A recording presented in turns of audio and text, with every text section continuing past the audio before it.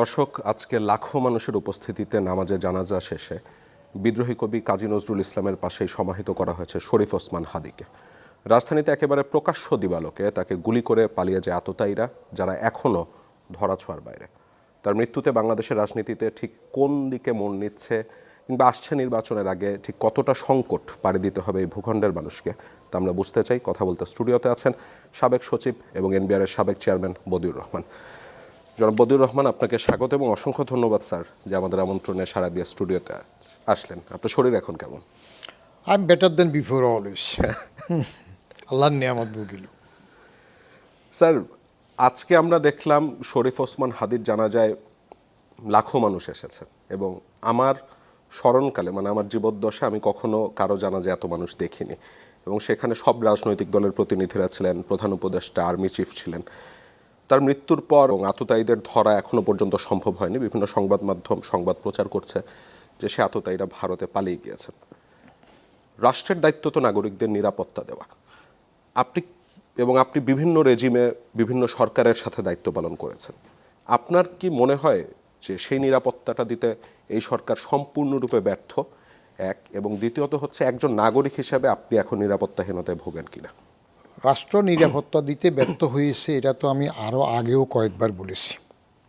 কারণ ইউনূস সাহেব সরকার তাকে আমি প্রথম যখন আসার আগেও আমি পত্রিকায় লিখছি, আমি প্রায় বলি, ওটা আমার বইতে আসছে। 11 মাস আগে আমি লিখেছি আমার কলামে যে এইবার বাইরে শোনা যাচ্ছে অস্বাভাবিক কোনো সরকার হলে তিনি আর সুযোগ হাতছাড়া করবেন না। ঠিক 11 মাস পরে 5ই অগাস্ট গণেশ উল্টাইল, 3 দিন পরে উনি শপথ গ্রহণ করলেন। তখন কিন্তু আমি টিভিতে বলেছিলাম যে ইউনূস সাহেবকে 5 বছরের সময় দেয়া হোক। তার কারণ তিনি আমাদেরকে স্বপ্ন দেখিয়েছিলেন। বঙ্গভবনে নোবেল পাওয়ার পরে তাকে যখন সম্বর্ধনা দেওয়া হয়, সেখানে উনি এত উচ্ছ্বসিত স্বপ্ন প্রকাশ করেছিলেন যে বাংলাদেশে বিদেশিরা বাংলাদেশের গ্রিন কার্ডের জন্য লাইন দেবে। তো এত বড় স্বপ্নের পরে তাকে 5 বছর দেওয়া হোক, সেটা আমি নিজেই বলেছিলাম। ওনার বছর খানেক যাওয়ার আগেই আমি হতাশায় বললাম যে এখন বিখ্যাত দরকার নাই, কুত্তা সামলা। মানে সম্মানে নির্বাচন দিয়ে চলে যাওয়াটা হলো সবচেয়ে উত্তম। কারণ ওনার সম্বন্ধে, ওনার সরকার সম্পর্কে এটা হার্শ হয়ে যায়। আমি বললাম যে আমরা ছোটো থাকতে 6-7-এ যখন সুপার লিড ডিগ্রি শিখলাম, তখন আমরা উইকটাকে উইক আর উইকেস্ট বলতাম। তো উইকেস্টটা সুপারলিটিভ মজবুত করার জন্য, এটা আগেও একবার বলছি আমি, তখন ওই উইকেস্টকে আবার সুপারলিটিভ করতাম, উইকেস্টেস্ট। আরও সুপারলিটিভ মজবুত করার জন্য দ্য মোস্ট উইকেস্টেস্ট, তারপর মোস্টকে আবার সুপারলিটিভ দ্য মোস্টেস্ট। তো his government is the mostest weakestest government. আমি বাংলাদেশ হওয়ার পর থেকে যত গভর্নমেন্ট দেখলাম আর কি, the mostest weakestest government. Mission তো কিছু নাই।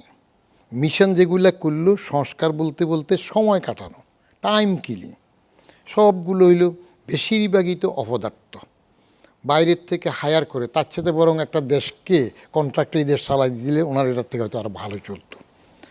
আর ফেল করা পাশ করা ওনার রাষ্ট্রের নিরাপত্তা, ওইটা নিয়ে আমার স্কুল লাইফের একটা গল্প মনে পড়ে। আমরা যখন 6-এ ভর্তি হই হাই স্কুলে, তখন হেডমাস্টারের রুমের সামনে দিয়ে আমরা হাঁটতাম না, অনেক দূর ঘুরে মাঠ দিয়ে ঘুরে ওনার, কারণ হেডমাস্টারের রুমের সামনে দিয়ে 6-এ ভর্তি হাঁটা যেত না। তো সেই সময় আমাদের দেন দরবারের নালিশ ছিল, ক্লাস 10-এ যিনি পড়তেন আমাদের এক ফরিদ ভাই, উনি বড় ভাই, ওনার কাছে নালিশ বিচার আচার। তো ফরিদ ভাইয়ের বড় ভাই একদিন স্কুলের মাঠে এসে ওনার রেজাল্টের পরে কাঁদতেছে। আমরা তো আমাদের কাছে ফরিদ ভাই হইল বড় লিজেন্ডারি। সেই জায়গায় তার বড় ভাই কেমন কাঁদতেছে কেন জিজ্ঞেস করলো সিনিয়র একজন, বলে যে কাঁদতেছি আমার ভাই ফেল করছে সেই জন্য কাঁদতেছি না, আমার কষ্ট হচ্ছে আমার ভাই ফেলও করতে পারে না। তো ফেলও করতে পারে না এটার ব্যাখ্যা কি? বললো যে দেখো 33 পাইলে পাস, তো তখন 33 পাইলে পাস, আচ্ছা 3200 ফেল, 3100 ফেল, 30 না হয় টাইনে টুনে 25 পর্যন্ত ফেল বললাম। আমার ভাই প্রত্যেক বিষয় পাইলো 5, 6, 4, 0। তো সে যে ফেলও করতে পারে নাই, এই জন্য আমি কাঁদতেছি, ফেল করলে তো পরে পাশের সম্ভাবনা ছিল। This is to mister Yunus government now. রাষ্ট্র নিরাপত্তা দিতে পারছে না, এটা ক্লিয়ার করলাম। আর আমি নিরাপদ বোধ করি কি না সেটার উত্তরটা এভাবে দেই। আমি যে কয়েকটা টাকা দে পয়সা দিয়ে এই জন্য টিভিতে আসি, আমার আর তো কোনো মোহ নাই, চেহারা দেখানোর দরকার নেই। আমি জাতে ওঠার জন্য পত্রিকার মালিক হব, টেলিভিশনের মালিক হব, তারপরে যে একটা মেডিকেল কলেজে একটা ইউনিভার্সিটিতে যাব, টাকা হয়ে গেলে যাওয়া হয় জাতে ওঠার জন্য, তারপরে একটু ক্ষমতা যাওয়ার জন্য এমপি হবে, সবগুলো হয়ে যাচ্ছে না বিজনেসম্যানরা এরকম, বিজনেসম্যান শিলিগুড়ির একটা মোহতে পড়ে যায়। আমার তো সে মোহ নাই। আমাকে কয়েকটা দলে জয়েন করতে বলছে, বড় আমি যাইনি। আমি আসি টাকার জন্য, কিন্তু এই আশাটাও এখন সবাই বারণ করতেছে, বলে যে তুমি টিভিতে যাইও না, তোমার তো কথার লাগাম থাকে না, কি কি বলে ফেলো, কোন দিন তোমারে মেরে ফেলে কোনো ঠিক নেই। তো এটা মেনে নিয়েই চারটা টাকার জন্য আসি। নিরাপত্তা বলতে তো কিছু নেই। প্রতিদিন টিভির থেকে বাইরে হওয়ার পরে বুয়েল ঈশ্বররা টেলিফোন করে, তুমি বাসায় ফিরতে পারছো কি না, নিরাপদ আছো, তাওয়াক্কাল তু আলাল্লাহ। অতএব রাষ্ট্র নিরাপত্তা দিতে সর্বাত্মককে সর্বরকম ব্যর্থ হয়েছে। আর রাষ্ট্র কি, রাষ্ট্র তো একটা অ্যাবস্ট্রাক্ট জিনিস, এটা চালায় সরকার, সরকার চালায়। তো সরকার ব্যর্থ হইলে রাষ্ট্র আর পারবে না, একাকার হয়ে গেছে। স্যার, আজকে ওসমান হাদির জানাজা এই যে দলমত নির্বিশেষে লাখো মানুষের ঢল নামলো, এই বিষয়টাকে আপনি কিভাবে দেখছেন? এর মৃত্যুটাকে আমি দেখি, ওই সময় ইউনূস সাহেব আসার পরে আমি বলছিলাম যে আল্লাহ যাকে ইচ্ছা করে রাজত্ব দেন, ইউনূস সাহেবকে আবার রাজত্ব দিলেন। যার থেকে ইচ্ছা রাজত্ব কেড়ে নেন, কোরআন শরীফের আয়াতের বাংলায় হাসিনার থেকে কেড়ে নিল। ঠিক এর আগে বঙ্গবন্ধু যখন আসলেন, মরা মানুষ চলে আসলেন, কবর খুঁড়ল, জেলখানায় আসলেন, আল্লাহ রাজত্ব দিলেন। তারপরে যা ঘটল তার কয়েক বছরের মধ্যে মাত্র অজনপ্রিয় হতে হতে শেষ পর্যন্ত আল্লাহ রাজত্ব কেড়ে নিলেন। ন্যাচারাল জাস্টিসে পরে আবার জিয়াউর রহমান সাহেব আসলেন, আল্লাহ রাজত্ব দিলেন, একটা প্রাকৃতিক প্রতিশোধ হইল, তিনিও চলে গেলেন। এগুলা ঘটতেছে। ঠিক এর মৃত্যুটা যেটা হইল হাদির, অত্যন্ত দুঃখজনক মৃত্যু। এত অল্প বয়সে একটা বাচ্চা ছেলে, মাত্র 93 জুন জন্ম, তাকে গুলি করে মেরে ফেলা। কিন্তু তার যে জানাজা যেটা বললেন, আমার বাংলাদেশের স্মরণকালের মধ্যে সবচেয়ে বড় জানাজা হয়েছিল প্রেসিডেন্ট জিয়ার। এখন নেক্সট টু জিয়া হাদিরটা দেখলাম। মোটামুটি অন্য সবগুলা জানাজা যতগুলোতে গেলাম, মাওলানা ভাসানী নজরুলেরটা কোনো এক কারণে যেতে পারেনি, তাতে আর আগের বড় নেতাদেরগুলো তো আমরা ছোটো ছিলাম, পাইনি, সরোয়ার্দী, ফজলুল হক সাহেব, সেগুলো পাইনি। তো এটা একটা 3টা কারণের উপরে এগুলো নির্ভর করে। একটা হলো সময়, কোন সময় মৃত্যুটা হইল, 2 নাম্বার কীভাবে হইল, কে ক্ষমতায় থাকতে হইল, নসিবটা সেটার উপর নির্ভর করে। আমি বদিউর রহমান এনবিআরের চাকরি যখন স্বেচ্ছা ছাড়লাম, তখন যদি মারা যেতাম, তখন আমার জানাজায় একরকম লোক হইতো। এখন হালিচার আনা চল না, এখন হবে আরেক রকম। হাদির কপালটা জানাজার জন্য বড় বলতে পারবেন, ভালো। সময়টা হইল তাদের ফেভারে, এখন তারা ক্ষমতায় আছে। তবে আমার কাছে একটা জিনিস কৌতূহলবশত হয়, কথা বললে তো এরা যায় বাড়িঘর ভাঙবে, মেরে ফেলবে, এরকম হয়। এই জানাজার কবরটা নজরুলের ওইখানে, নজরুলের ভক্ত হইলে সবার ওখানে কবর দিতে এমন কথা নাই, বরং তারা যেহেতু গণভবনটা জাদুঘর করতেছে, ওইখানে একটা কর্নার জুলাই যোদ্ধাদের কবরের জন্য করলে জাদুঘরের সাথে মানুষ সরাসরি দেখতে পারতো জুলাই যোদ্ধা কারা সেখানে আছে। এটা আমার বিবেচনা, সেটা আরও উত্তম হতো। এখন তার জানাজাটাতে যেই পরিমাণে লোক হয়েছে, এটা একটা রহমত। সময়, কোন সময় হয় সেটার উপরে অনেক কিছু নির্ভর করে। আর এটা নসিবের ব্যাপার থাকে, আল্লাহর তরফিয়া রহমতেরও ব্যাপার থাকে। সবাই তো সবটা পায় না। তবে সর্ববৃহৎ জানাতা জিয়াউর রহমান সাহেব পেয়েছেন, আমি তুলনা করি আর কি, যেগুলোতে যাই। এবং মাঝে তো আমরা বলতাম এক সময় যে জিয়াউর রহমান সাহেব দরবেশ ছিলেন, যদিও তার ব্যাপারে ভিন্ন মতো আমার আছে, সেগুলো আলাদা। যে মানিক মিয়া এভিনিউটা পুরোটা তো খোলা ছিল, একটা কেমন, ওখানে 4টা লেন ছিল তখন, যে মাঝে মাঝে গাছ ছিল, তো 3টা রোতে গাছ ছিল। জিয়াউর রহমান সাহেবই ওইটা রাস্তা প্রশস্ত করার জন্য, একটা করার জন্য এই 4টা রোকে, 4 লেনটাকে ওই পেভমেন্টের গাছপালা এগুলা কেটে ভেঙে রাস্তা প্রশস্ত করেছেন। তো জিয়াউর রহমান সাহেবের দরবার বলা হয়তো এই জন্য যে উনি জানতেন যে ওনার জানাজা অন্য জায়গায় হবে না, সম্ভব না। ওনার প্রথম গায়বানা জানাজা আমরা পল্টনে পড়েছি, যেটা এখন মার্কেট হয়ে গেছে। তারপরে এখানে হলো এই পুরো রাস্তা সহ, তখন তো সংসদ ভবন এটা চালু হয় নাই, ইনকমপ্লিট ছিল। বিশাল লোক কাকে বলে একেবারে পুরো। তো তারপরে নেক্সট বৃহৎ হইল এই হাদির জানাজাটা। স্যার, আপনার কাছে কি মনে হয় ওসমান হাদির এই মৃত্যুটা কোনো মেটিকুলাসলি ডিজাইন প্ল্যান ছিল এবং তার মৃত্যুতে আসলে লাভ কার হচ্ছে? মৃত্যুটা তো অবশ্যই কারো না কারো ডিজাইন প্ল্যান, না হলে যে ফয়সল নাকি মেরে গেল তার কি, তার তো গোল হয়তো অন্য কিছু পেয়েছে, অবশ্যই ডিজাইন হবে। এটা ভিতরের ষড়যন্ত্র হোক বাইরের ষড়যন্ত্র হোক, একটা কিছু থাকবে। শুধু শুধু অনেক সময় বিপদগামী কিছু সশস্ত্র বাহিনী বললে হবে না, সেগুলা অন্য দিক থেকেও কানেকশন থাকতে পারে, থাকে। এটাতে লাভবান হবে কারা? যারা, আমি মনে করি নির্বাচনটা এখন একমাত্র চাওয়া। বাংলাদেশের রাজনীতিতে নির্বাচন ছাড়া এখন কোনো বিকল্প নাই। অতএব যারা নির্বাচন পিছাতে চায় তারা এটাতে বেনিফিশিয়ারি হতে পারে। কারণ এইরকম যদি আরও 2-4টা ঘটনা ঘটে যায় তখন কি হবে?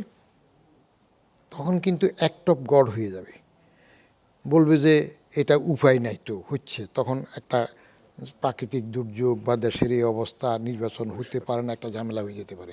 তখন আরও একটা ঘটতে পারে, একটা আইন যেটা আমরা পছন্দ করি না তারাও আসতেছে না। এইবার 5ই আগস্টে ওয়াকারুজ্জামান সাহেব বললেন না যে আমি দায়িত্ব নিলাম, কিন্তু এই যে 2 মাস করে ম্যাজিস্ট্রেসি দিয়ে তাদেরকে রাখতেছে, রেখে কি হচ্ছে? লাভ তো কিছু হচ্ছে না, বরং ক্ষতি হয়ে যাচ্ছে। বাঘের মতো থাকবে। বাঘকে যদি আপনি রাস্তায় নামাইয়া খেলতে দেন, সার্কাসের বাঘ করেন, তাহলে এটা বাঘ থাকে না। সশস্ত্র বাহিনীর মতো থাকবে। আর্মি তারে যে বারবার করে রাখতেছে, কি কাজ হচ্ছে? বরং তাকে জনগণের কাছে সহজলভ্য করে দিচ্ছে। এটা ঠিক ছিল না তো। গভর্নমেন্ট যদি শক্ত মতো দেয় তাহলে শক্ত মতো দেখ, সেভাবে হোক। এই যে কী হইল, হাদিরে মারে ফেলছে, এখন কতদিন হইল? হ্যাঁ, মারার পর থেকে 1 সপ্তাহ পারে যেতেছে না তো। এর মারার পরে 6-7 ঘন্টার পরে তো এরা কোথায় কেমনে চলেও গেল। খবর যেটা দেখলাম যে কোনখান দিয়ে পার হয়ে চলে গেল। কীভাবে চলে যায়? তো এর চলে যাওয়া শুনলে আমার মাঝে মাঝে এরকম কথা মনে হয়। বাচ্চু রাজাকার একজনের নাম মনে হয়, এখন তো রাজা করলে আবার মরবে। বাচ্চু রাজাকার ছিল একজন, মেহেন্দি দাঁড়িয়ে দিয়ে কথাবার্তা বলতো, পরে পালাই গেল। হে কেমনে পালাইলো? সেই সময় আমার একটা বড় প্রশ্ন ছিল, চলে গেল। আর এগুলোতে কিছু জিনিস আছে রাষ্ট্রীয় বদান্যতায় হয়, আপনি শুনলে তাজ্জব হবেন। বাংলাদেশের শ্রেষ্ঠ রাজাকার, 1 নম্বর রাজাকার শাহ আজিজ। কারণ ইন্টেলেকচুয়ালি সারা বিশ্বে তিনি বড় বেশি যুদ্ধের বিরুদ্ধে বঙ্গিয়ে পার করলেন। সে 1 নম্বর রাজাকারকে বঙ্গবন্ধু দয়া করে বাঁচাই দিলেন। তখন তো স্বাধীনের পর 71-এর পরে যেটারে ওই জামাতিরা বলে যে এটা গণ্ডগোল ছিল 71-এর আমরা ভুল করি নাই, এখন তো তারা বেশ চাঙ্গা। তো শাহ আজিজকে বাঁচানোর জন্য বঙ্গবন্ধুর অবদান আছে। তখন চৌধুরী নামে একজন আইজিপি ছিলেন, তিনি তখন আইজি নাই, এটা তার মুখে আমাদের সেশনের মধ্যে বললো যে তখন নিরাপদ ছিল জেলখানা, যাকে জেলে নিয়ে যায় সে বেঁচে গেল, আর জেলে যে যেতে পারে না সে বাঁচায়। বঙ্গবন্ধু বললো যে বাঁচাই দাও, নিয়ে যাও। এই শাহ আজিজকে বললো যে পুলিশের ভ্যানে করে নিয়ে হলে জেলে নিত। এই চৌধুরী সাহেবরা পুলিশের পিছন দিয়ে লম্বা বেঞ্চ থাকে না, বেঞ্চে সব জওয়ানরা বসে, কম্বল দিয়ে পেঁচাইয়া বেঞ্চের ভিতরে ঢুকাইয়া তার জেলে নিয়ে রক্ষা করছে মানুষের। তো এইগুলা সবগুলা ঘুরে ফিরে কিছু নসিব। ওই 1 নম্বর রাজাকার বেঁচে যাওয়ার পরে আবার একটা 1 নম্বর মুক্তিযোদ্ধার 1 নম্বর প্রধানমন্ত্রী হয়ে গেছে, ঘুরে ফিরে নসিব। আবার জিয়াউর রহমান সাহেব শাহ আজিজকে প্রধানমন্ত্রী করলো, 1 নম্বর রাজাকার কী জন্য করলো? পার্লামেন্টেরিয়ান হিসেবে তো খুব গাগু পাকা, গোটা পার্লামেন্ট কন্ট্রোল করার জন্য জিয়াউর রহমান সাহেব আওয়ামী লীগের অজনপ্রিয়তায় এসে তিনি জনপ্রিয় হলেন। তখন হেট্রোজেনিয়াস এলিমেন্ট সবগুলো নিয়ে দল করে উনি বেশ পপুলার হয়ে গেলেন, শাহ আজিজকে প্রধানমন্ত্রী করে দিলেন, চালাই গেল সুন্দর মতো। বলছিলেন যে অ্যাক্ট অফ গডের কথা, নির্বাচনের আগে যদি এরকম ঘটনা আরও কয়েকটা ঘটে যায় তাহলে অ্যাক্ট অফ গড হয়ে যেতে পারে। এবং 1/11-এর সময় তো নির্বাচনের তারিখ ঘোষিতই ছিল, কিন্তু এর মাঝে 22শে জানুয়ারি 2007 নির্বাচন ছিল, কিন্তু সেটি হয়নি। ওই যে পল্টনে যখন পিটাই মেরে ফেললো লগি বৈঠা দিয়ে, 22 তারিখ আর আপনার 11 মনে তারিখ। হয় এবার 12 ফেব্রুয়ারি নির্বাচন হবে? আমি তো আশাবাদী মানুষ সব সময়, কারণ না হয়ে উপায় নেই। এটা নির্ভর করবে এই যে অপদার্থ ইউনূস সরকার কতটা পদার্থ হবে, শক্ত থাকবে। যদি ইউনূস সরকার, যারা ফ্যাসিবাদ বলে, এরা আমার সঙ্গে অনশনশীল। আমি 5 জন ফ্যাসিস্ট বলা লোককে ফ্যাসিস্ট বানান করতে বলছিলাম, যে ফ্যাসিস্ট বানান করো ইংরেজিতে, একজনও পারেনি। কারণ FACIST ফ্যাসিস্ট সোজা বানান। ডিকশনারি দিলাম 2 জনরে, যে অ্যাডভান্স লার্নার্স ডিকশনারি দরকার নাই, আমাদের দেশীয় ডিকশনারি দিলাম, ফ্যাসিস্ট শব্দ বাইর করো। ডিকশনারি থেকে ফ্যাসিস্ট বাইর করতে পারে না, কারণ FACIST ফ্যাসিস্ট বাইরেও না তো। আগে তো রেস বসায় নাই। আহারে, একটা এস কম দিলে কি হয়েছে? এখন ফ্যাসিস্ট বানান পারে না, ফ্যাসিস্টের দোষর বলতেছে। পরে আরেকজনকে জিজ্ঞেস করলাম, তুমি তো খুব ব্রিলিয়েন্ট, ফ্যাসিস্টটা কোথার থেকে আসছে? কইতে পারে না। ইটালিতে যে 1922-23 সময় ফ্যাসিজম শুরু হইল সরকারের মাধ্যমে, এরকম করতে পারে না। তো এখন বিনা লক্ষণগুলা প্রথম থেকেই, 1 নাম্বার, ছাত্ররা আমার নিয়োগকর্তা, অর্থাৎ নিয়োগকর্তার আদেশের বাইরে আপনি যেতে পারেন না। আমি কি সরকারের আদেশের বাইরে যাব? পারি না, পারি নাই। 2 নাম্বার, তিনি আকবরের বৈরামখা হয়েছেন। নাবালক আকবর সম্রাট হওয়ার পরে তার একজন বৈরামখা ছিল না, যদিও বৈরামখার শেষের পরিণতি ভালো হয় নাই। হ্যাঁ, কিন্তু উনি ছাত্রদের দল করার কথাটা ওনার বলার দরকার ছিল না। তারা একটা দল করতেই পারে, করলে তারা করবে, ওনার বলার দরকারটা কি? ওনার তো লিজেন্ডারি হাইটের লোক, নোবেল বিজয়ী, কেমন? তো সেদিক থেকে ওনার দুর্বলতা আছে। আবার 3 নাম্বার, ছাত্রদেরকে আপনি উপদেষ্টা পরিষদে নিয়ে আসছেন। পাওয়ার, চেয়ারের পাওয়ার একটা জিনিস, আমরা খুব কষ্ট করি। আমরাও কিন্তু পাওয়ারের জন্য কন্ট্রাক্ট নিয়ে বারবার এটা করে ওইটা করে পরে যায়। এটা পাওয়ারের মোহটা, যেই লেভেলের পাওয়ারে থাকে, ওটার মোহ অসম্ভব রকমের মোহ। এই যে গ্রাম দেশে অনেকে চেয়ারম্যান হওয়ার জন্য, মেম্বার হওয়ার জন্য পৈতৃক সম্পত্তি সব বিক্রি করতে থাকে। ক্ষমতা চাই, ক্ষমতা চাই। কিন্তু ক্ষমতায় আসার পরে ক্ষমতার মোহ এমন হয়ে যায়, যখন আওয়ামী লীগ অজনপ্রিয় হয়ে গেল, আওয়ামী লীগের লুটপাটে বঙ্গবন্ধু দিশেহারা হয়ে গেলেন। এই যে সব কথা বললেন, সোনার খনি, সোরের খনি, কম্বল কোথায়, হ্যাঁ, চাটার দল। আবার অন্য কথাও বলছেন, কোথায় সিরাজ শিকদার, লাল গোড়া দাবড়াই দেব। তো যখন টোটালি অজনপ্রিয় হয়ে গেলেন, ৭৪-এর দুর্ভিক্ষ হয়ে গেল, সামাল দিতে পারলেন না জাতি আন্দাজে, তখন যাইয়া উনি করলেন কি, 25শে জানুয়ারি 1975, এই মিনিট 3 মধ্যে ফেল ফয়েরেসে শুরু প্রেসিডেন্ট হয়ে গেলেন। আবার 5 বছরের জন্য দল এক দল হয়ে গেল, পত্রিকা 4টে হয়ে গেল। তো ওইটা তো গ্রহণযোগ্য হয় নাই। এটা 25 জানুয়ারি থেকে পরে আপনার অগাস্ট পর্যন্ত আসলো, একটা আননেচারাল ডেথ হয়ে গেল, করুন। তো অজনপ্রিয় হয়ে যাওয়ার পরে কেউ যদি নূতন কিছু করতে চায়, সেটা ওই সময় যদি না গিলে, না খায়, তাইলে হয় না, কারণ মানুষ তো বিগড়ে গেছে। এখন ইউনূস সাহেব যদি ভোটটা করে দিয়ে মানুষ সম্মানে যান, টোটালি ওনার জন্য একটা সম্মানজনক অবস্থান হবে। স্যার, 1/11-এর যে সময়টা ছিল, ওই টাইমটাও একটা গণতান্ত্রিক উত্তরণের পথে ছিল বাংলাদেশ, একটা সংকটের সময়ও ছিল। সেই সময় আপনি এনবিআর-এর চেয়ারম্যান ছিলেন, যদিও পরে চাকরি আমি স্বেচ্ছায় ছেড়ে চাকরিতে দিয়েছিলেন। ছিলাম আর কি, দেখেছি ওদের। ওই সময় আর এই সময়ের মধ্যে কোনো মিল এবং পার্থক্য খুঁজে পান কিনা? 1/11 সরকারের আর এটার মিল বেমিল হইল, 1/11-এর সরকারটা ছিল সেনা নির্দেশিত, যদিও অফিসিয়ালি সবাই বলে সেনা সমর্থিত, আমি বলি সেনা নির্দেশিত, কারণ আমি ডাইরেক্ট চাকরি করছি তো সেই সময়। ক্ষমতা ছিল তখন 3 উদ্দিনের কাছে, এর মধ্যে 1 উদ্দিন ছিল খামাখা, ফখরুদ্দিন নামে প্রধান উপদেষ্টা, আর Moinuddin army chief, he is the real power holder, আরেকজন ছিল তারপরে মাসুদউদ্দিন। তারপরে নিচে ছোটোখাটোর মধ্যে ধরেন ডিজিএফআইয়ের যে ইয়ে ছিল ব্রিগেডিয়ার বাড়ি, বা এখানে ছিল আমিন, ওই টেরোরিজম, এগুলোর মধ্যে এরা যোগাযোগ করতো। সেই সময় ফখরুদ্দিন সাহেবের ডাইরেক্ট কোনো ক্ষমতা ছিল না। ওটার সাথে এই গভর্নমেন্টের তফাৎ হইল, একটা বড় তফাৎ হইল, ওই সময় তারা -2 করার চেষ্টা করেছিল। আওয়ামী লীগের শেখ হাসিনা এবং বাজাদের আলী হাসিনা, বাজাদের বেগম জিয়া দুজনরে আটকালো, কিন্তু হজম করতে পারে নাই, বুঝে সারে নাই আর কি। রাজনৈতিক নেতারে আটকাইয়া যেগুলা আনরাইভাল থাকে কী দশা হয় করে ছেড়ে দিল। সেই সময় দল ভাঙ্গার একটা কৌশল ছিল, এবং আপনারা মনে আছে কি না, ইতিহাস পড়েন কি না, আমি এগুলো লিখে রাখছি সব। তত্ত্বাবধায়ক আমার কিছু রাজনীতি, কিছু বাজনীতি একটা বই, সেটার মধ্যে এগুলো আছে। সেখানে তখন বিএনপিকে স্প্লিট করার জন্য সাইফুর রহমান একদিন খোলা জিফে হাত উঠেছে, মান্নান ভূঁইয়া যেন নিজে আরেকটা হিরো হয়ে যাচ্ছে।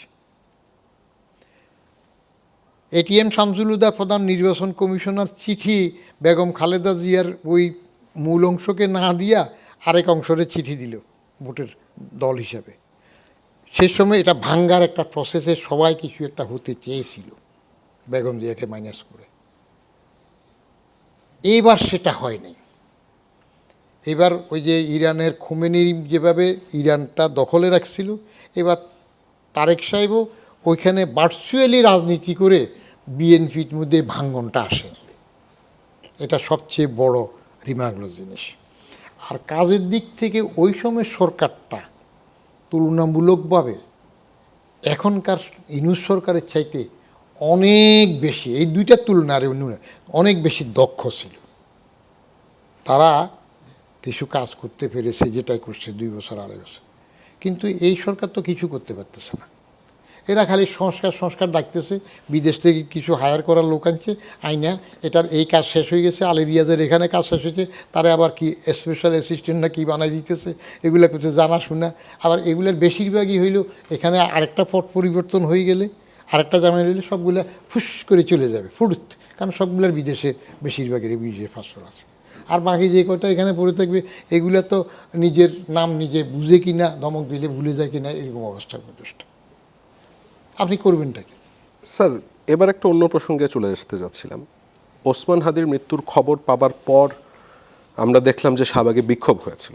এর মধ্যে দেখলাম যে প্রথম আলো, ডেইলি স্টারের মতন দেশের 2টা শীর্ষ দৈনিক এবং নিউ এজ সম্পাদক নুরুল কবির, যিনি আওয়ামী লীগের বিরুদ্ধে প্রচণ্ড ভোকাল ছিলেন, এবং সত্যি কথা বলতে গেলে আমি নিজে আমার এই অনুষ্ঠানে আওয়ামী লীগের সময় তাকে কোনোদিন আনতে পারিনি। উনি পরবর্তীতে 5 আগস্টের পরে এসেছিলেন এবং এসেই বলেছিলেন যে আপনারা তো আমাকে তার আগে আনতে পারেননি। তাকে আওয়ামী দালাল বলে হেনস্থা করা হলো। এই ঘটনায় সরকার নিন্দা জানালো, সমবেদনা জানালো, ফোন দিল 2জন সম্পাদককে। আপনার কি মনে হয় যে গণমাধ্যমের, মানে যদিও সরকারের ভাষ্য সবসময় যে গণমাধ্যম সর্বোচ্চ স্বাধীনতা নাকি ইতিহাসের ভোগ করছে, তা আপনার কি মনে হয় যে গণমাধ্যমের স্বাধীনতা নিশ্চিতে, গণমাধ্যম কর্মীদের সুরক্ষায় এই সরকার যথেষ্ট পদক্ষেপ নিতে পেরেছে? একটা অংশ হইল গণমাধ্যম এখন স্বাধীন কিনা। হ্যাঁ, তুলনামূলকভাবে গণমাধ্যম আগের থেকে ভালো অবস্থায় আছে। এই যে ধরেন এই চেয়ারে বসে আমি ইউনূসের কড়া সমালোচনা করতেছি না, দ্য উইকেস্টেস্ট গভর্নমেন্ট বলতেছি না, আগেও বলেছি না। হ্যাঁ, এখন একটা ভয় আছে, কি বড় ভয় হইল সরকার না নিলেও হেনস্থাগুলা সরকারের পোষ্য হিসেবে যারা থাকে, যাদেরকে সরকার লালন পালন করেছে বলে আমজনতাও ভাবে, আমিও ভাবি, তারাই শায়েস্তাটা করে ফেলে। কোনো দরকার ছিল না গণমাধ্যমের উপর হামলা। এটা আপনি যেটা বললেন, যে আমরা অনেক সময় বলি, তাস খেলার সময়, ব্রিজ খেলার সময় বলা হয় যে হয় there is no card to play then play colour. অন্য কোনোটা হিসাবে মিলতেছে না, তখন কালারটা খেলে দিতে হয়। এইসব মপটবের মধ্যে ত্রুটি চেপে ধরার জন্য গণমাধ্যমটা হইল মোক্ষম অস্ত্র। আর গণমাধ্যম যদি পিছিয়ে যায়, বন্ধ হয়ে যায়, তখন তো কেউ কিছু জানবে না, টোটাল বন্ধ হয়ে যাবে। আমাদের একটা দুঃখ হইল গণমাধ্যমগুলো অতিরঞ্জিত করে। আবার গণমাধ্যম যখন সরকার একটা ক্ষমতায় থাকে, আমি তো সবগুলোতে যাই দেখি, কিছু কিছু গণমাধ্যম আছে সরকারের পায়রবি করতে করতে এমন করে যে ওটা ছাড়া আর কিছু বুঝে না। এবং ওই যে হয়তো হাসিনার পুকুরের পুঁটি মাছ একটা হাতির মতো ডিম দেখি না, এটাও প্রচার করবে। আবার যখন গণেশ উল্টে যায় ফট করে, তখন আবার এদের খেদমতের জন্য দরকার হলে একটা প্লেন দিয়ে দিবে সাটাট, সুর বদলা ফেলবে। They can manage. এই জাতীয় গণমাধ্যম আমাদের জন্য কলঙ্ক স্বরূপ। তো এইটা অনেক সময় বউকে মেরে শাশুড়িকে সবক দেওয়া হয় যে দেখ বাবা, এই দুইটারে ফুরাই দিছি, আগুন দিয়েছি, তোরা কি? গণমাধ্যম যদি টোটালি কলাপস করে দিতে পারে, যে কোনো টাইরেন্ট সরকারের জন্য, ডিকটেটরের জন্য এবং যারা দুর্বল সরকার তাদের জন্য গণমাধ্যমটা একটা বিস্ফোরা হিসেবে কাজ করে। এবং যুগে যুগে দেখবেন এই গণমাধ্যমের উপর বিভিন্ন ওই যে নিয়ম করে, এটা করে ওইটা করে সেটা করে করবে। আর গণমাধ্যমগুলো অনেকটা, শব্দটা খারাপ হয়ে যায়, এটা বললে তো বাস্তা করলে উজু করা লাগে না, বেশ্যার মতো আচরণ করে অনেক সময়। তখন আর ওই যে টাকা হইলে সুবিধা হইলে হয়, সাইজ কয় ইঞ্চি কী ইঞ্চি ওগুলার মধ্যে থাকে না। তো ওসমান হাদির উপর এই হামলা, গণমাধ্যমের উপর এই হামলা, এগুলোর পরে একটা দাবি উঠেছে মূলত স্বরাষ্ট্র উপদেষ্টারই পদত্যাগ চাওয়া। উপদেষ্টা সহকারী একজনকে ওদের। তো স্বরাষ্ট্র উপদেষ্টা আইন শৃঙ্খলা নিয়ন্ত্রণ করতে কতটুকু সফল আপনার কাছে কি মনে হয়? কতটুকু সফল? আগে তো আপনার ফল থাকতে হবে, তারপরে না দন্তাস্ব আগে লাগালে সফল হয়। ফলই তো নেই, আপনি আবার স দিয়ে সফল পাবেন কোথায়? আগে তো স্ত্রী থাকতে হয়, স্ত্রী, নিজের স্ত্রী থাকলে স্ত্রী, তারপরে না সস্ত্রী, নিজের স্ত্রী নিয়ে। আমরা তো বেশিরভাগ মল ত্যাগ, মূত্র ত্যাগ করতে পারি, পদত্যাগ তো আমরা করতে পারি না। এটা ভীষণ কাণ্ড হয়। আমি পারতেছি না, আমি ধরে রাখবো কেন? সুন্দর সুন্দর কথা বলা তো ওস্তাদ কেউ না। ইউনূস সাহেব যে সুন্দর করে বক্তৃতা দেন, কথা বলেন, এই বয়সেও এইরকম আপনি সুন্দর অরেটর খুঁজে পাবেন? হ্যাঁ, বলবে কাজ হচ্ছে না, পাচ্ছেন না। অ্যাক্টিভ হওয়া, অ্যাকশানে যাওয়া, অ্যাকশান ওরিয়েন্টেড হওয়া আর বকাবাজি এক্সপার্ট হওয়া আলাদা। টিভি টক শোর বাংলা খুশিকে আমি কি বকবকানি, পেশাল কেসাল। এখন কতজনে কত রকমের কথা বলবে না? যিনি চালাতে পাচ্ছেন না তিনি বলছেন না তো আমি পারতেছি না। অতএব যা গোটার ঘটবে। লাল বাহাদুর শাস্ত্রী ট্রেন চালায় নাই, পদত্যাগ করছে, এনারা পারেন না, ও মারা গেছে, কিছু যায় আসে না। আরও দুই একটা গেলেও কিছু যায় আসবে না, গায়ে মাসবে না।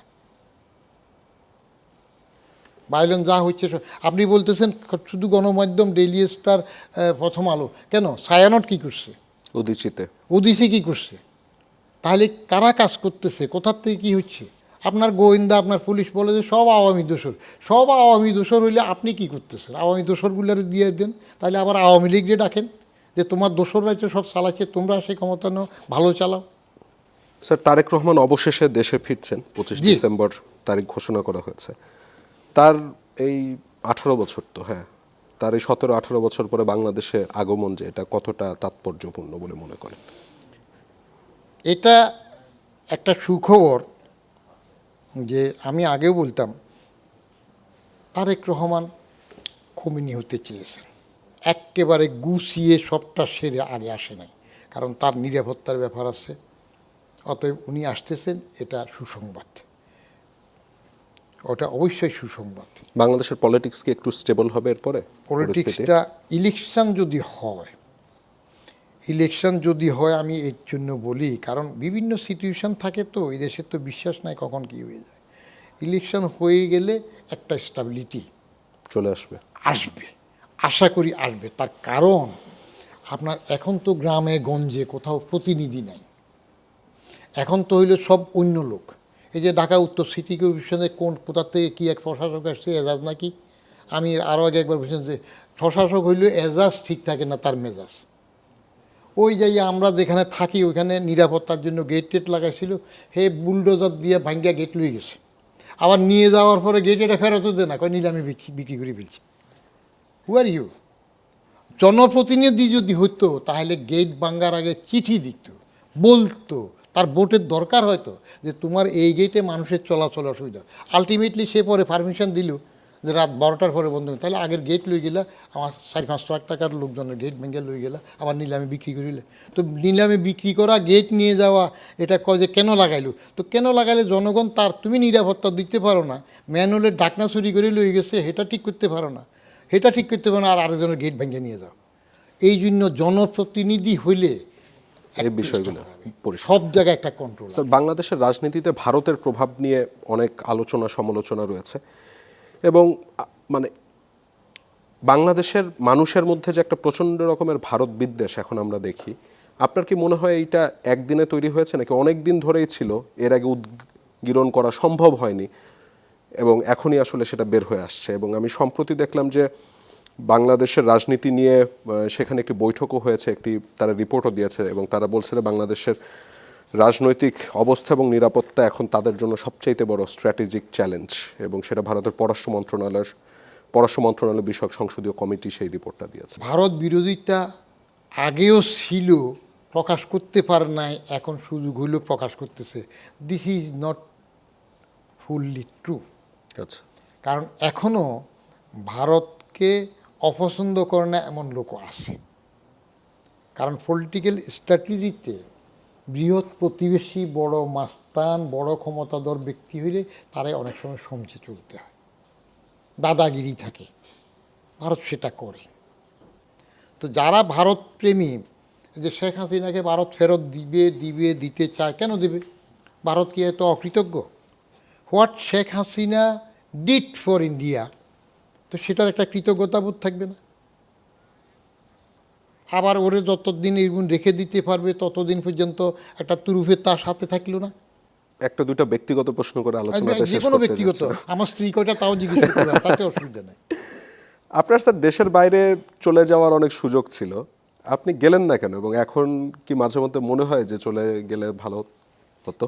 আমি তো, আমার একটা সমস্যা ছিল আমার দেশের লোকজন, আমি মাঝে মাঝে আমার বন্ধুবান্ধব দুজনকে বলি যে আমি এমন একটা জায়গায় তোদের সাথে চলি, আমি কত জ্ঞানী তোরা বুঝিস না, তো নিজ গুণে ওদেরকে ক্ষমা করি, আমি চলি আর কি, উপায় নেই। আমার এই দেশে বাইরে পাওয়ার সুযোগ আমার যথেষ্ট ছিল। এমনকি এক হাই কমিশনে আমার পরীক্ষা নিয়ে তারা আউট অফ 100 আমার 94 স্কোর করেছি, আমাকে মাইগ্রেশনের পেপারও দিয়ে দিয়েছিল। আমি ওইটা আরেকজনকে ফর্মটা দিয়ে দিয়েছি, যাইনি। আমার মূল কারণ দুটো ছিল। একটা হইল, আমি তো গ্রামে গরুর ঘাস তুলছি, হাল চাষ করছি, গ্রামের ছেলে তো, অজফা গ্রামে ছিলাম। আমি প্রথম বিদ্যুৎ বাতি দেখলাম আমার ক্লাস 4 বছর বোনের বিয়ের বাজার করতে যায় ফেনী শহরে। কাঠি একটা নিচে নামাইলে বাতি জ্বলে, একটা নামাইলে ফ্যান চলে। That was wonder to me, and still electricity is a wonder to me. আমি মাঝে মাঝে আমার বই টইতে অনেক কিছু কমেন্ট করছি যে ইলেকট্রিসিটি একদিন 24 ঘন্টা বন্ধ হয়ে যাক সারা পৃথিবীতে, কোথায় যায় সভ্যতা? আমি যাই না। প্রথম কারণ হইল আমার দেশাত্মবোধ। এই দেশ আমাকে বিনা পয়সায় পড়িয়েছে। 5 পর্যন্ত ফ্রি, তারপর 5-এর ভিত্তি দিয়ে 8 পর্যন্ত ফ্রি। মেরিট স্কলারশিপ তখন 20 টাকা, বই কেনার জন্য 50 টাকা 3 বছর।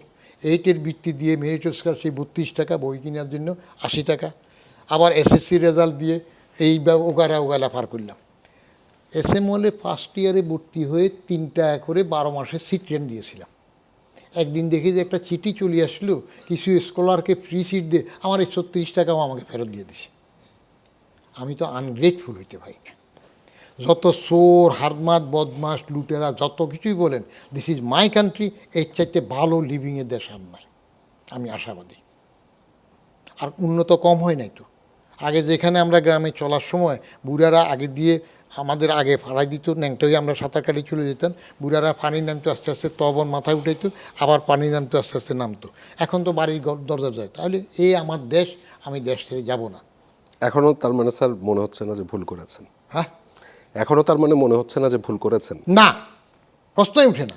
অনেকেই বলে তুমি ওইখানে যাও না, ওইখানে ভুল করছো। আমি ভুল করি নাই, যারা গেছে তারা থাকুক, আমি ভালো আছি। এক। আর দ্বিতীয় হইল, আমি বাইরের কালচারে গিয়ে জেনারেশন লুজ করতে চাইনি। আমি বাইরের যে কালচার যেগুলো দেখছি, এখানেও জেনারেশন লুজ হচ্ছে। অনেক সময় ছেলেরা জুমার নামাজেও যায় না, এসে ধরতে হয়। বড় হয়ে গেছে, নাতি নাচ করে হয়েছে, কিরে নামাজে যাস নাই, এমনি তাকায় থাকে গায়ে করে। তো তারপরও দিস ইজ মাই কান্ট্রি, এটার চাইতে আপনজন আমার দ্বিতীয়জন কেউ হয় না, পরিষ্কার। কেন যাব? আমার পাসপোর্ট নেই, আপনি সেটা বুঝেন?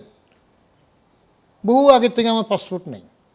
আমি সচিব হওয়ার পরে যে লাল নীল সবুজ কি ঢাকা ইউনিভার্সিটির কতগুলো দল আছে না মাস্টারদের, লাল নীল সবুজ সাদা টাদা কি আছে না, এক এক বিশ্রী অবস্থা। মাস্টারদের দল থাকে ইউনিভার্সিটি, লাল দল, সাদা দল, নীল দল, হলুদ দল, দল করে, হ্যাঁ, দল করে। আমার তো পাসপোর্টে নেই। আমার কোনো যদি ধরতে যায় ফালানো লাগবে না, তো ফালার প্রশ্ন নেই। আমি নিজে এসে থানায় হাজির হয়ে যাবো, দরকারটা কি?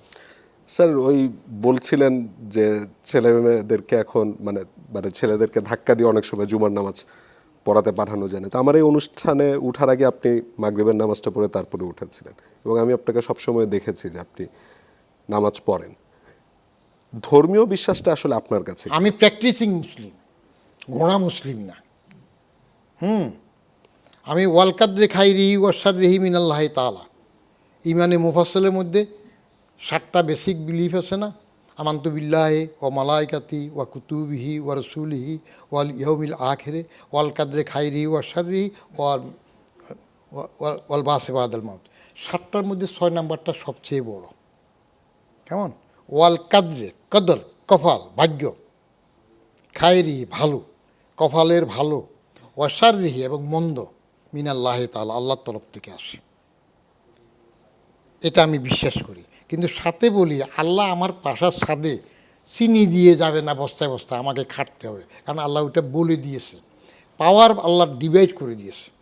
আল্লাহ কিছু নিজের কাছে রাখছে, কিছু বান্দাকে খেলাফত দিয়ে বলছে। যেমন আপনি ফসল লাগাবেন, বলছে যে মাটি ডেলা ভাঙ্গো, জমিকে আবাদযোগ্য করো, এটা তোমার কাজ। বীজ বপন করো, তোমার কাজ।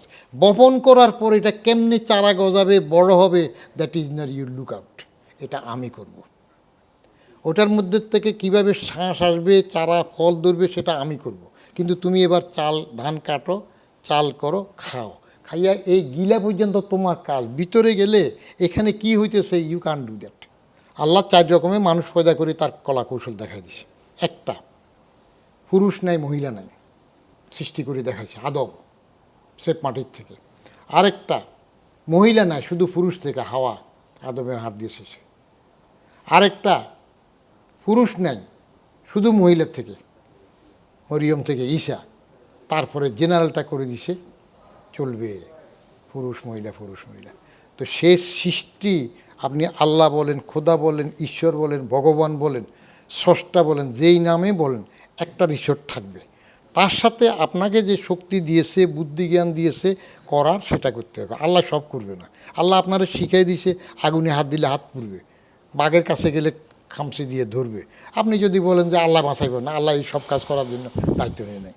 শেখ হাসিনা যেমন বলছিল না, সবার বেডরুম পাহারা দেয়া সরকারের কাজ না, তো আল্লাহরও সব কাজ না, কিছু তো খেলাফত দিয়ে রাখছে আল্লাহ, নিজের কথা। মানতে হবে। স্যার আপনাকে অনেক ধন্যবাদ, আমাদেরকে আজকে এতক্ষণ সময় দিলেন। যদি অনুমতি দেন অনুষ্ঠানটা আজকে এখানে শেষ করতে যাচ্ছি। আপনি অবশ্যই শেষ করবেন। আপনারা বেশি বেশি ডাকবেন, বেশি বেশি টাকা দেবেন। আর লোকজনকে আমি বলে রাখি, আমার 3টা বই আমার খুব কষ্টের লেখা। ডমুরিয়া থেকে সচিবালয়, আমার আত্মজীবনী, এটা হলো ব্যক্তিগত আত্মজীবনী, চাকরি কিছু কমার্সে। আর 7টা বইয়ের 1 খণ্ড সরকারি চাকরিতে আমার অনুভূতি সমগ্র। আর রাজনীতি নিয়ে 18 বছরের সমস্ত লেখা। এর মধ্যে কেউ যদি রিসার্চ করে 3 শ্রেণীর জন্য, একটা হলো আমার জুনিয়র কলিগদের জন্য যারা সিভিল সার্ভিস করবে, আর একটা হলো রাজনীতিবিদ যারা মোক্ষম রাজনীতির ফাঁক ফোকর বুঝতে চায় তাদের জন্য, আর একটা হলো গবেষকদের জন্য।